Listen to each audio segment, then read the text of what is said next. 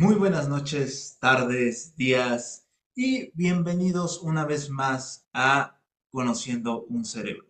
Mi nombre es David Pérez, psicólogo de la Fiscalía, psicólogo clínico, psicólogo de psicotraumatología. Bueno, ya me conocen de diferentes momentos. Y el día de hoy, para el programa, decidí traer a alguien que supiera sobre algo que está sonando mucho últimamente en redes sociales y cuando me refiero a suena mucho, las peticiones en grupos de psicología que piden recomendaciones, que piden que sepan sobre el tema de las adicciones, pero más específicamente sobre el tema que tiene que ver con las adicciones en manejo, ¿no? En los grupos, ¿ok? Que ahorita vamos a hablar de algunas diferencias que tienen que ver sobre la terapia individual y cómo lo manejan en grupo. Y hoy le hice la invitación a una compañera, eh, para los que no saben, está trabajando también aparte en una clínica, y esta compañera sí sabe del tema, Daniela Hernández Rangel. Mucho gusto, gracias por regalarnos unos minutos de tu tiempo. Hola, hola, muchas gracias, muchas gracias.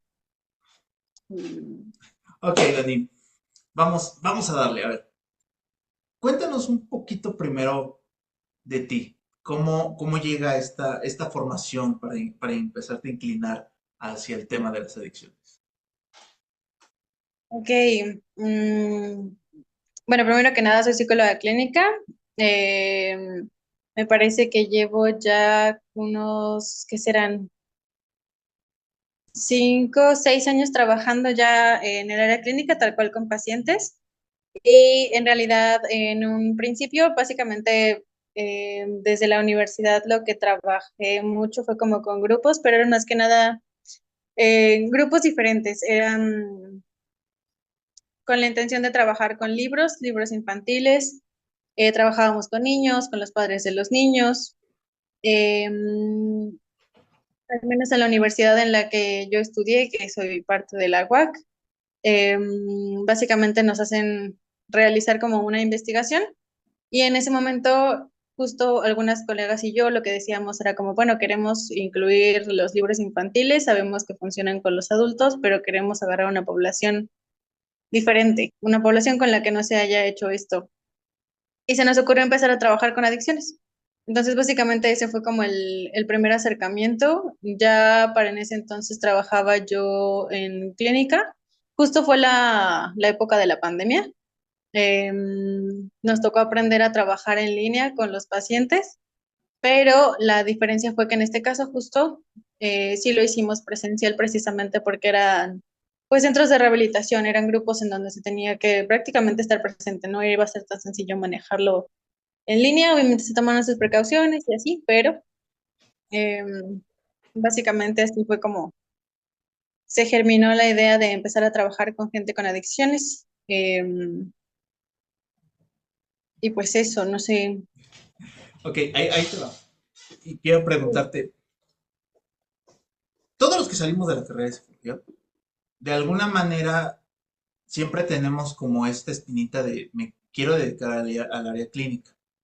Ujú. Obviamente ninguno tenemos una experiencia hasta que llegan las prácticas o el servicio social o el afortunado que tiene un conocido y tiene una clínica, etcétera. Obviamente cuando te inclinas precisamente a un grupo, sobre todo a un grupo que es un poco, no llamémoslo complicado, pero sí tiene unas necesidades específicas para poder llevar su tratamiento. ¿Con cuál Sí. es el primer obstáculo que te topas? Que dices, ah, caray, esto no viene en el libro. Sí, pues tal cual el trabajo clínico con adicciones, o sea, porque si investigamos en realidad en internet hay un montón de información como, creo yo que sobre todo de personas, obviamente psicólogos, psiquiatras que están intentando trabajar con adicciones, pero en realidad en la carrera era algo que no habíamos trabajado para nada, o sea, nadie nos dijo como esto es lo que tienes que hacer con alguien que padece de una adicción. Yo en la clínica trabajo desde el psicoanálisis y el psicoanálisis básicamente como maneja las adicciones, digamos que de manera individual. Una como de las teorías, por así decirlo, es que adicción podría provenir de la intención de que el paciente esté evitando algo, supliéndolo con el consumo de otra cosa, el consumo de una sustancia. Pero cuando se trata de grupos, en realidad no había nada. O sea, en cuanto a psicoanálisis, no había absolutamente nada. Entonces, básicamente lo que tuvimos que hacer fue armar como un método, por así decirlo, de cero, tomar referencias de otros lugares, tomar referencias sobre todo de terapia grupal y mover, o sea, fue prácticamente hacer algo que no se había hecho con justo esta población. Sí, sí, en efecto es problemática. No estrictamente solo por la enfermedad en sí, sino porque, sobre todo por los lugares en donde se encuentran los pacientes. En efecto, una de las problemáticas que nos enfrentábamos era que teníamos que, uno, ir con las clínicas de rehabilitación y decirles como, miren, bueno, estamos haciendo esto, venimos a la universidad, no les vamos a cobrar nada, pero vamos a, o sea, queremos trabajar y ver si esto funciona. ¿Y cuántas Obviamente no puertas, podemos, como cuántas sí, puertas tuvieron que tocar para que les dijeran, ok, pasen, adelante? yo creo que habrán sido como unas 6 clínicas mínimo, y la verdad es que voy a ser bien honesta en esto, la Sí, dale, mayoría dale. de, la mayoría de las clínicas en realidad no, ¿cómo decirlo? Estaban muy abiertas como a aceptar cosas que hiciéramos nosotros, porque en realidad me parece que sobre todo era porque no íbamos a cobrar nada por hacer Claro, nuestro trabajo. sí, claro. Pero también tenemos que considerar que las clínicas de rehabilitación en el estado no siempre están en zonas en donde, pues no sé, zonas seguras, a eso me refiero. Ok. Entonces, Muy urbanizadas. sí, exacto. O en general en colonias que no eran muy seguras. Y creo yo que en parte se hace porque, ¿cómo decirlo? Algo que yo aprendí cuando estuve investigando sobre, del contexto de las adicciones es que, por ejemplo, hoy en día se supone que es ilegal la introducción involuntaria de una persona hacia un centro de rehabilitación, pero todavía se hace. Todavía hay un montón de gente y todavía un montón de anexos y un montón de centros de rehabilitación que permiten justo, o sea, tal cual tu familiar pide que te internen y van y te internan sin que tú consientas absolutamente nada. Eso se supone que es ilegal todavía. En algún momento en la Ciudad de México se intentó, digamos que por ley quitar, pero Ujú. básicamente lo que hicieron las casas de rehabilitación cuando estaban muy al centro de la Ciudad de México fue moverse a las periferias. Y entonces ahí básicamente lo que hizo el Estado es que ya no podía como manejar bien la situación. Entonces solo se hicieron cargo de lo que estaba muy al centro y las clínicas de rehabilitación que se quedaron en las periferias siguieron funcionando igual. Al menos aquí en el estado hay algunas casas de rehabilitación que es con introducción voluntaria, otras que por completo tú puedes llamar, tu familiar llama por ti y te internan sin que tú lo consientas. Entonces, una de las problemáticas más grandes justo es que los pacientes que están ahí no siempre van porque quieren ser rehabilitados, sino porque son Claro. llevados. Trabajar con pacientes que son llevados a consulta es mucho más complicado que con alguien que sí quiere tratarse. Claro. Eh, Y Creo yo que ahí te quiero preguntar, bueno, hago el comentario rápido. O sea, todo proceso terapéutico, psicológico, psiquiátrico, si no es voluntario, va a tener siempre muchos problemas y seguramente no va a tener funcionamiento. Tú comentabas ahorita sobre los anexos. Sí, yo creo que a lo mejor tú lo has visto. En los grupos de Facebook, en algunos de Twitter, las personas preguntan porque sí hay una confusión aquí, que si es lo mismo un anexo que una clínica de rehabilitación. Obviamente tú y yo sabemos que no, pero a lo mejor puedes explicarnos un poquito cuál es la gran diferencia entre uno y el otro. sí, claro. Creo yo que en realidad la diferencia no es tanta. Me parece a mí que sobre todo tiene que ver con la introducción involuntaria. En un anexo es más común. En realidad, la mayor parte de las personas ahí son introducidas de manera involuntaria. Em, y lo que yo he visto, lo que yo he notado, no creo que sea así en todos los lugares, pero en mi experiencia lo que yo he visto es que en los anexos hay algo que se le llama servicio. Digamos que yo soy una paciente con problemas de consumo, me internan en un anexo de manera involuntaria, yo paso, no lo sé, depende de mi proceso, en realidad los que manejan, digamos que tu rehabilitación te dicen cuánto tiempo te quedas ahí. Al principio usualmente son en promedio entre 4 y 6 meses. Y una vez que digamos que tú terminas tu rehabilitación, entonces te toca de alguna forma dar algo a la clínica o al anexo, porque digamos que ellos te dieron un servicio, entonces te toca ahora a ti servir. Ok. Y entonces te nombran servidor.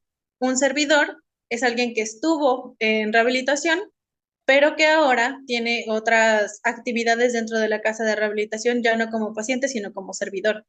Eh, Como servidor te puedes hacer cargo de la cocina, de limpiar, de hablar con otros internos, de hablar con, eh, como en grupo, estar en las actividades sí, pero tu puesto es como si fueses, ¿cómo decirlo? Se nota la forma en la que, ¿cómo decirlo? Es como si hubiera niveles de organización. Ah, ok. Entonces, están los pacientes, los servidores y los que manejan la casa de rehabilitación. Yo creo que entre los que lo manejan y los servidores están ahí, entran los psicólogos, los servidores sociales que están atendiendo a los demás, pero eso sí he notado,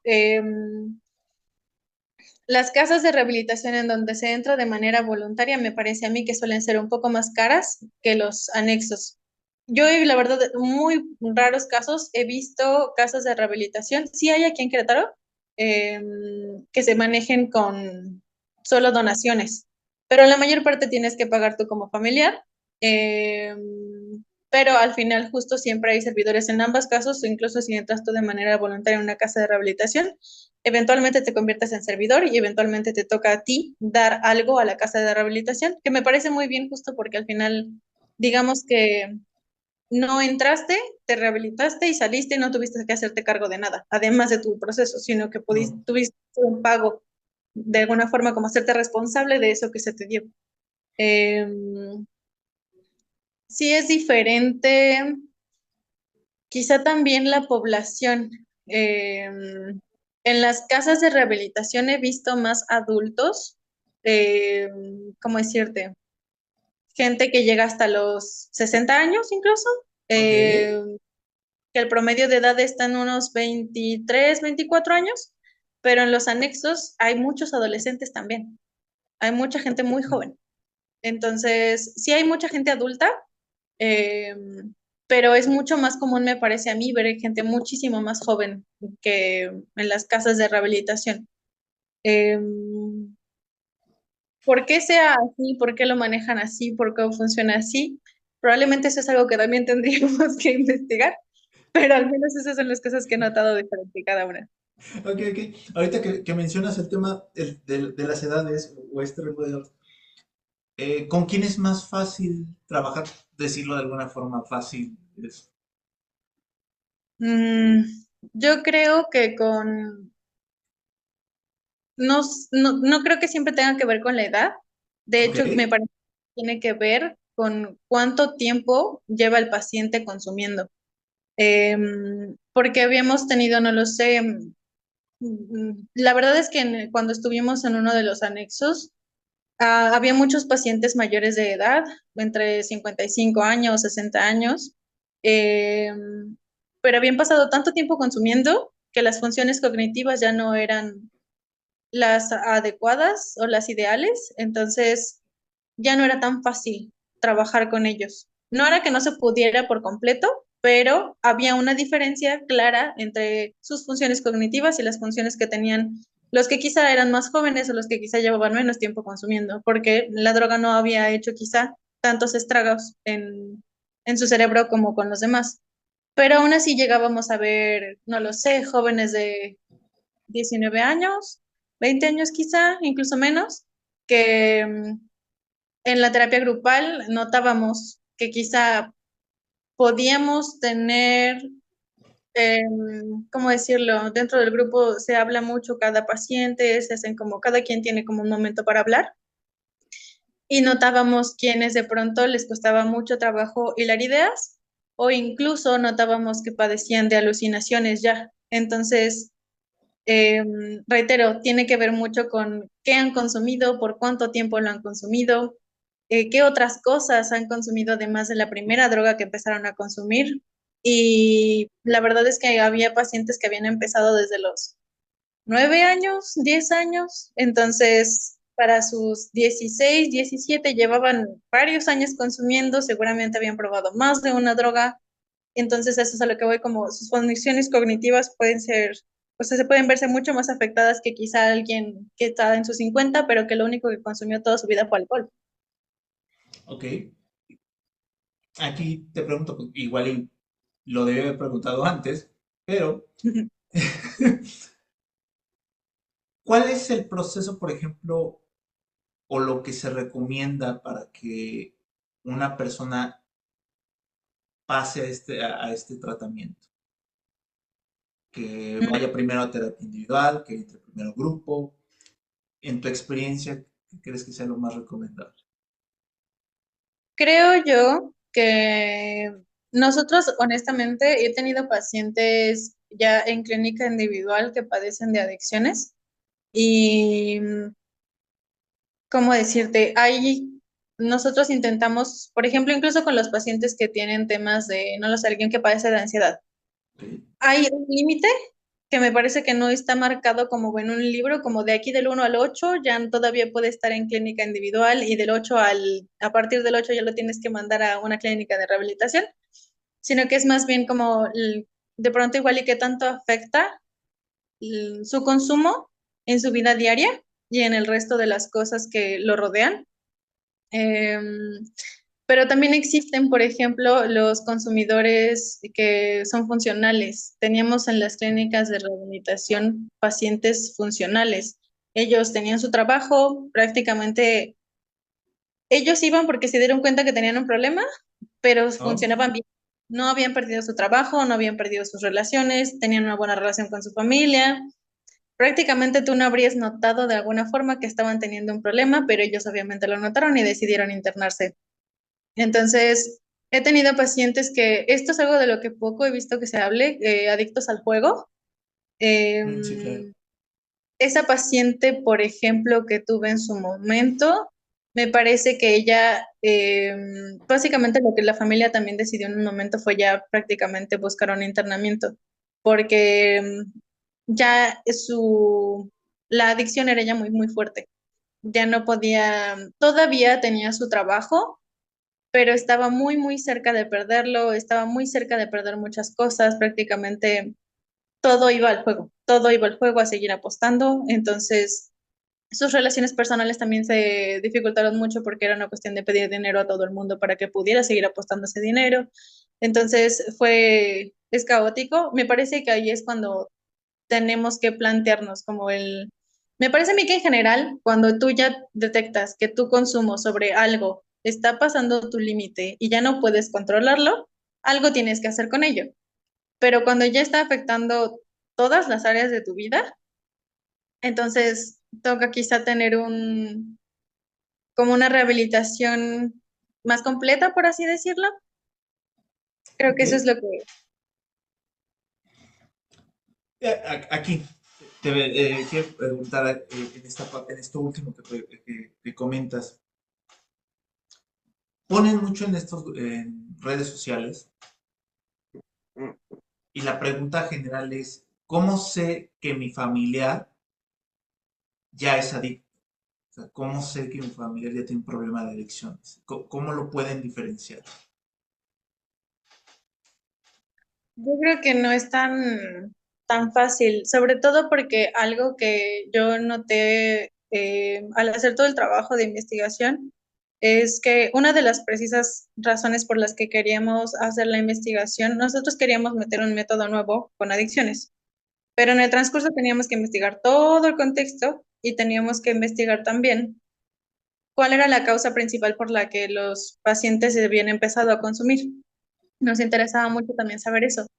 y nos dimos cuenta que precisamente de todos los pacientes que atendimos, en ambas casas de rehabilitación en ese entonces, todos habían empezado su consumo en fiestas familiares o con amigos y siempre había sido por curiosidad o porque era como parte del entorno, porque estaba normalizado. Claro. Entonces, a lo que voy es justo esto, como no lo sé, si en mi familia está muy acostumbrado a que se bebe cada fin de semana y todos bebemos hasta desmayarnos, difícilmente alguien ahí dentro va a decir como, bueno, tal vez esto es un problema. ¿Me Sí, explico? claro. No, sí, sí, pues sí. No hay Teníamos, forma. justo teníamos pacientes de, no sé, 9 años que habían dicho como, no, pues la verdad es que yo empecé a beber porque mi tío me dejó tomarle un trago a su cerveza. Y de ahí me gustó y me dejó hasta a los 9 años empezar a tomar cerveza. Entonces, lamentablemente me parece que en el país se tiene muy normalizado el consumo del tabaco, del alcohol, eh, de la marihuana, pero probablemente no, que al estar tan normalizado, es difícil para incluso uno mismo darse cuenta cuando se está convirtiendo en un problema. Yo te hablaría, por ejemplo, de darnos cuenta que ya está pasando algo cuando lo que justo tengo una paciente actualmente que tiene un tema con consumo de marihuana. Y básicamente ella notó que algo estaba pasando con su consumo porque se dio cuenta que prácticamente cada que tenía un momento para poder consumir, lo hacía. Es como, casi como si se hubiera convertido en un hábito o en una costumbre. Em, pero también los pacientes se dan cuenta que su propio cuerpo empieza a pedírselos. Es como esta ansiedad de, no, ya no puedo pensar en otra cosa, estoy trabajando y estoy pensando en qué momento voy a salir para irme a tomar algo. Estoy pensando en qué momento puedo tomarme Al- 5 minutos, tomarme un cigarro. algo les En ese falta. justo en los que como no puedo concentrarme en otra cosa más que en consumir, ahí es cuando me parece que algo tiene que como prenderse esa alarma roja. Con los familiares me parece que es muy complicado. Ellos tendrían que estar muy al pendiente de nosotros. Creo que el alcohol es mucho más fácil de detectar porque, pues esto nos pone mal. Entonces puedes detectar si alguien huele alcohol, si está, no lo sé, si no se ve bien, si de pronto camina raro, si habla raro. Uno va a notar y no lo sé si son las 2 de la tarde y está ebrio, bueno, me va a llamar la atención. Si Claro. empieza a notar que esto lo hace muy, muy seguido, que esto le genera, yo qué sé, peleas con sus amigos, que genera Que llega así problemas. el trabajo. Exacto, exacto, como que llegó al trabajo ebrio, llegó al trabajo crudo. Y es que eso es a lo que voy, ¿sabes? O sea, incluso nosotros sabemos que quizá en algún momento lo hemos hecho, como me fui a beber el domingo en la noche, el lunes llegué crudo al trabajo, y está tan normalizado para nosotros que es como es que cualquiera podría llegar crudo a su trabajo, pero también es una de las formas en las que podemos notar que alguien está consumiendo quizá mucho alcohol, que es algo, o sea, que se vuelve algo muy constante, que se vuelve muy recurrente. Pero es esto, es que está tan normalizado que creo yo que cuesta mucho trabajo notar cuando es un problema. Sí, claro, el tema del alcohol, sobre todo en la cultura mexicana, es algo muy normalizado. O sea, que familia mexicana, bueno, en la mayoría, a lo mejor, y no generalizar, pero sí la mayoría de las familias mexicanas, en la comida del domingo, está ahí siempre está por ahí una botella, ¿no? En mayor o menor medida, pero es parte de. Dime, en tu experiencia, ¿cuál es tal vez la sustancia más complicada de dejar? Uy, yo creo que la que más, cuando hicimos esta investigación fue todavía, es 2024 o habrá sido en el 2020 creo, 2019. En ese momento estaba muy en boga el cristal. Ok, El sí, cristal estaba en todos lados. Y es una droga muy fuerte. De hecho, algo que yo he notado es que se supone que cuando tú pasas a rehabilitación, tú tienes prohibido después de salir consumir cualquier cosa. Tú ya no puedes volver a tomar alcohol, tú no puedes volver a consumir ningún tipo de droga. Y de hecho se tiene que tener mucho cuidado incluso con los analgésicos que se toman. Se tiene que evitar el alcohol por completo, hasta en los dulces. Y algo que he notado es que algunas personas que han pasado por problemas de consumo, lo que hacen es seguir fumando. Algunos de ellos evitan fumar, pero lo sustituyen con fumar. Obviamente con la intención de no fumar tanto, yo que sé, no te fumas una cajetilla en un día, Sí. fumas de vez en cuando, pero algunos de ellos todavía pueden fumar. Me parece a mí que se les permite de alguna forma fumar, porque fumar no genera nada a corto plazo. No vas a ponerte mala copa, no vas a pelearte con nadie en un bar, no vas a, yo qué sé, conducir ebrio y chocar. Lo que haces, si fumas, es que quizá olerás a tabaco y ya está. Tiene algo de cafeína, a algunos los relaja, pero eso es todo. Em, pero justo lo que yo he notado es que como se empezó a consumir ya no nada más, por ejemplo, la marihuana, que me parecía que era un poco más, no es mejor, pero me parecía que era un poco más ligera, por así decirlo. Claro, Eh, claro. que de todos modos, lo que yo he notado con la marihuana, por ejemplo, es que cuando alguien ya consume tanta marihuana por un buen rato, no pueden poner atención a las cosas que ya están haciendo. Entonces empieza a generarles problemas en su vida diaria porque están constantemente distraídos, constantemente, pues eso, drogados. Entonces están todo el tiempo bajo ese consumo y no pueden concentrarse ya en lo que hacen. Pero el cristal es terrible, terrible. Y me parece que es justo una de las drogas con las que escuchaba yo más en ese entonces empezar a ellos a consumir. O sea, literalmente ellos saltaban. No era una cosa de voy avanzando, era una cosa de, mi amigo tal me invitó, mi amigo tal pude encontrar en tal lado cristal, me lo ofrecieron, lo probé y eso fue todo. A partir de ahí ya no pude soltar el cristal. Entonces, en este momento me parece que últimamente se habla mucho, y yo creo que desde el año pasado, del fentanilo, que igual es terrible, pero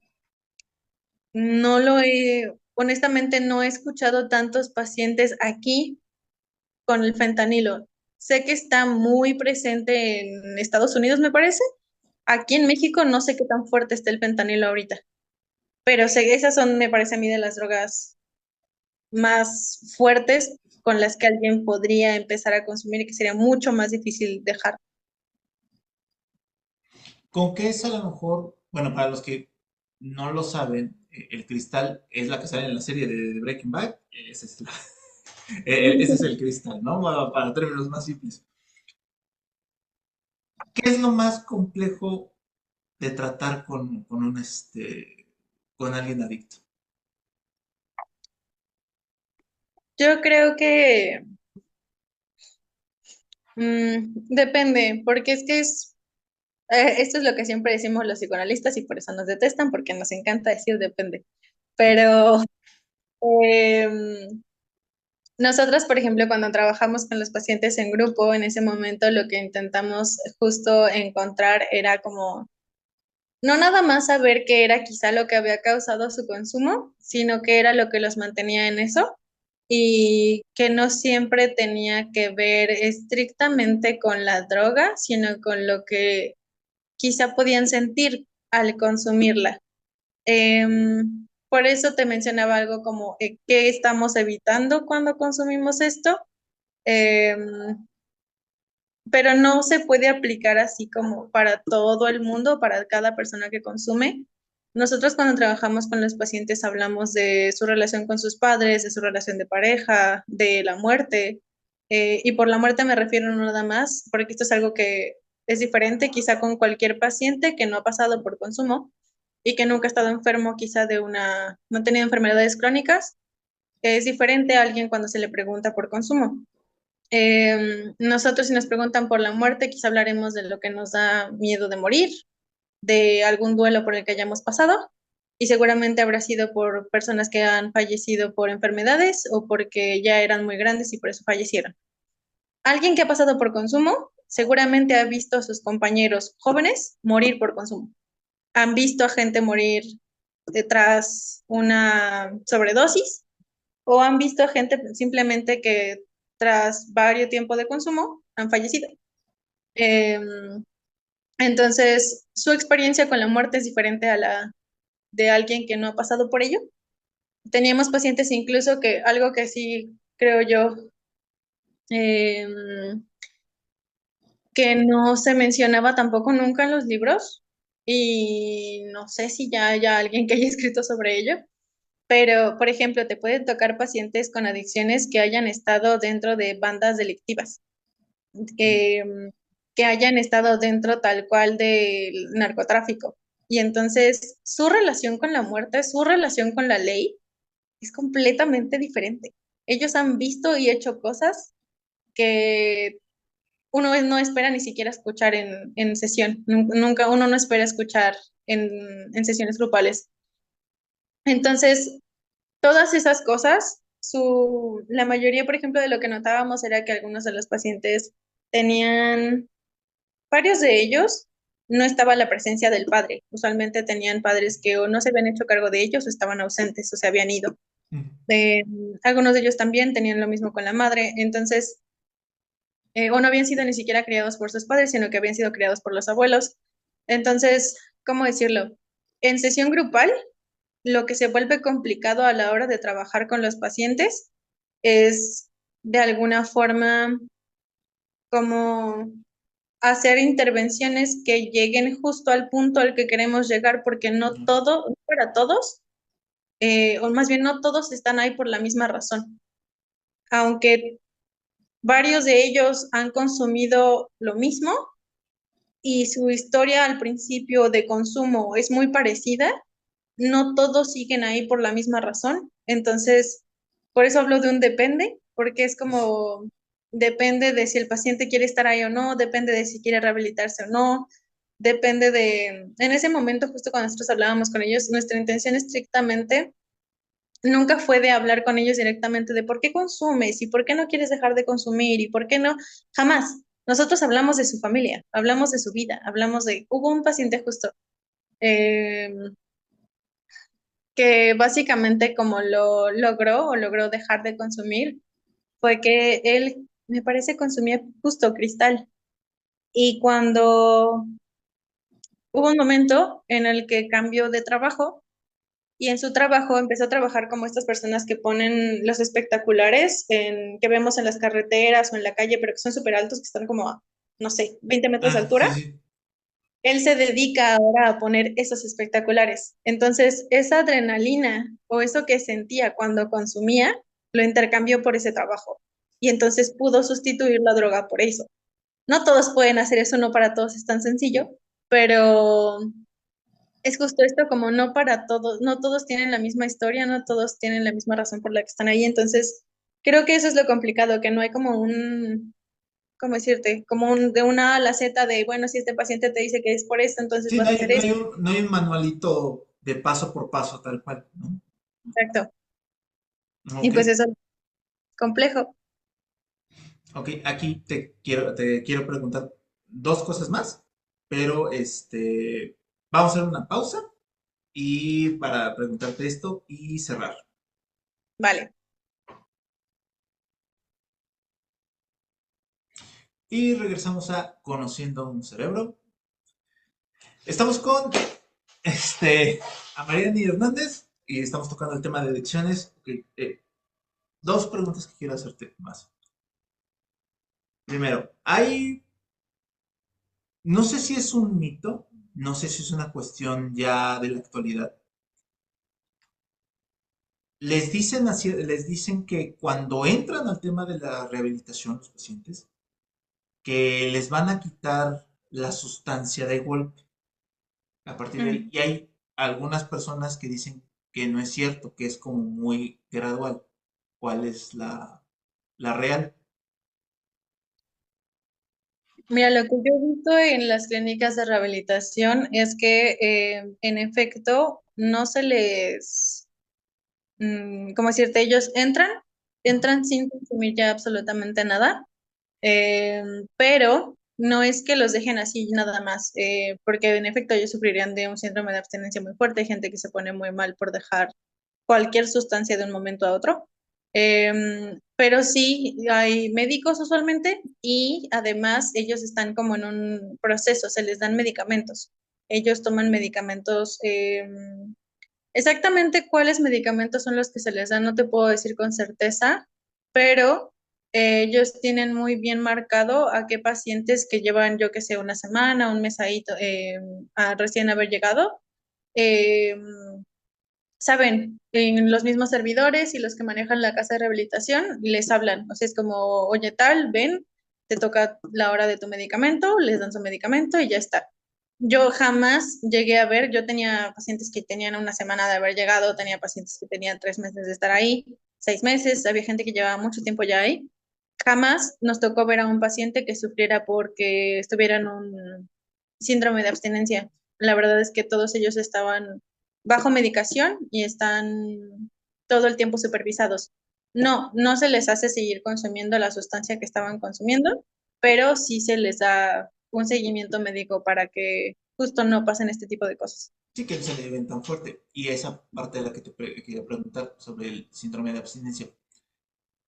Es verdad, es leyenda urbana que una persona podría llegar hasta fallecer durante esa situación.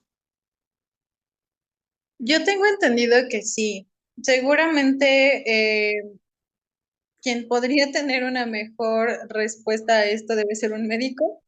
pero sí he escuchado de casos, eh, ¿cómo decirte? Es que no siempre son estrictamente, ¿cómo decir? Digamos que alguien estaba consumiendo cocaína y dejó de consumirla de un momento a otro y entonces sufrió un infarto.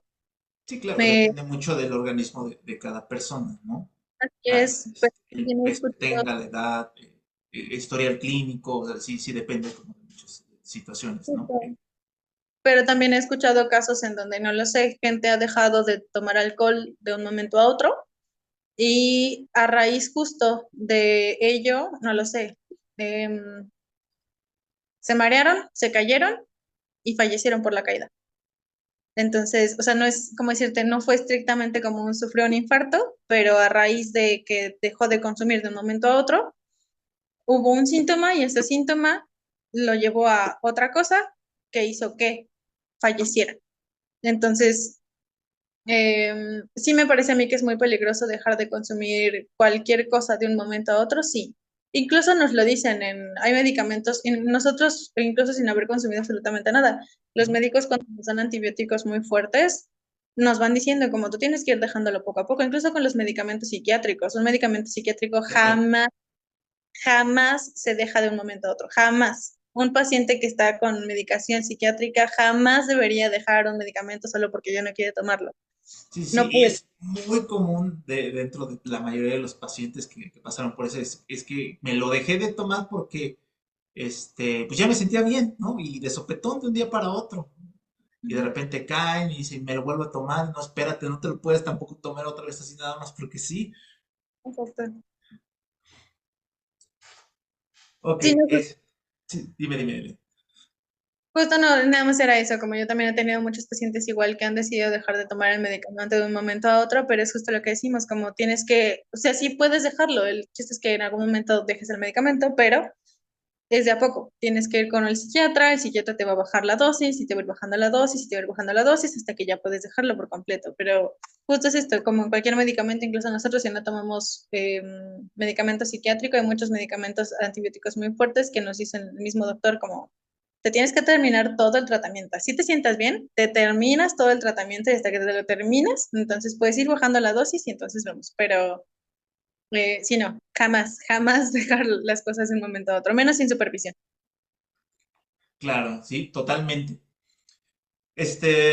Bueno, Daniela, no sé si me permite decirte Dani, muchas gracias por tu tiempo, por compartirnos toda esta información, hablarnos de tu experiencia. Déjanos tus redes, a dónde te pueden contactar por cualquier situación que tengan algún familiar o porque simplemente dicen, ya quiero dejar esta mugre. Claro, aunque justo hoy estamos hablando de adicciones, yo no nada más trabajo con ello, también trabajo Ah, no, sí, claro. ¿Qué más con toca? adultos, con adolescentes, en realidad trabajo de todo un poco.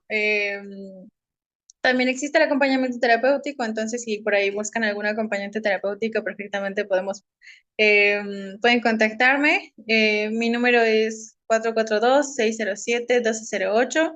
En Facebook pueden encontrarme como psicóloga Mayrani Hernández R. Y seguramente en internet, si me buscan con el mismo nombre, me encuentran igual. Básicamente son como los únicos dos lugares en donde podrían localizarme. Pero en el momento en el que lo decidan, pueden escribirme, enviarme un mensaje y agendamos una cita. ¿Ok? De todas maneras, a todos los que nos están escuchando, en, ya sea en YouTube, Facebook, Twitter o Instagram, les voy a dejar en la parte de descripción de este video todos sus datos para que lo puedan localizar para cualquiera de los temas que nos acaba de comentar. Y una vez más, muchas gracias por los minutos que nos regalaste. Yo soy David Pérez, psicólogo de Fiscalía, psicólogo, psicotraumatólogo, y nos vemos en otro capítulo. Muchas gracias. Bye.